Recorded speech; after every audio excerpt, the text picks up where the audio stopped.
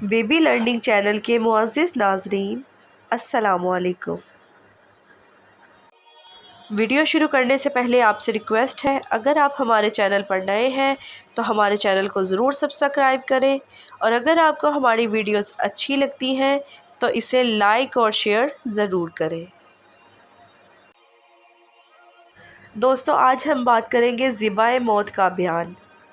جب سب جنتی جنت میں پہنچ جائیں گے اور جہنم میں صرف وہی لوگ رہ جائیں گے جن کو ہمیشہ کے لیے اس میں رہنا ہے، اس وقت جنت اور دوزخ کے درمیان موت کو ایک مینڈے کی شکل میں لا کر کھڑا کریں گے۔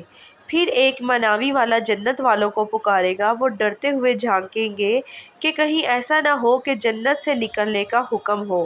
پھر جہنمیوں کو پکاریں گے۔ وہ خوش ہوتے ہوئے جھانکیں گے کہ شاید ان مصیبتوں سے رہائی ہو جائے۔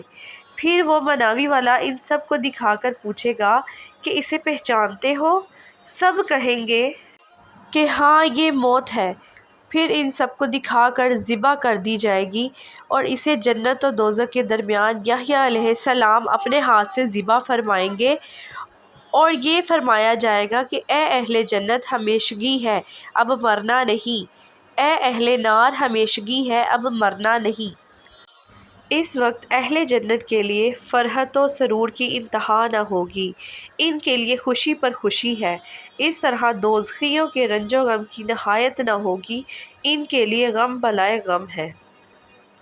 جنت و دوزخ حق ہے، ان کا انکار کرنے والا کافر ہے۔ جنت و دوزخ کو بنے ہوئے ہزارہ سال ہوئے اور اب بھی وہ موجود ہیں۔ یہ نہیں کہ اس وقت تک مہلوک نہ ہوئی، قیامت کے دن بنائی جائے گی۔